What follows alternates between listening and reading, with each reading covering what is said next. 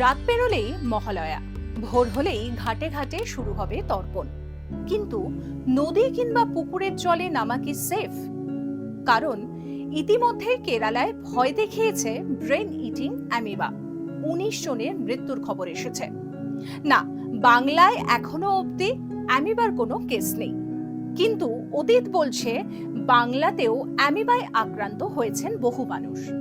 অপরিচ্ছন্ন জলে, বিশেষত নোংরা পুকুরে বা সুইমিং পুলের জলে দীর্ঘদিন ধরে ক্লোরিন না মেশানো হলে সেখানে অ্যামিবা জন্মাতে পারে।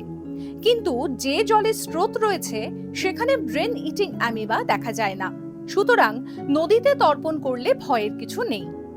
নোংরা পুকুর কিংবা অপরিচ্ছন্ন সুইমিং পুলে নামার আগে অবশ্যই ব্লিচিং পাউডার ও পটাশিয়াম পারম্যাঙ্গানেট দিয়ে জল পরিষ্কার করা জরুরি। তাছাড়া কলকাতা ও কেরালার অ্যামিবার প্রজাতি আলাদা, আর উপসর্গ চিনে সঠিক সময়ে চিকিৎসা শুরু করলে রোগী সুস্থ হয়ে উঠতে পারেন।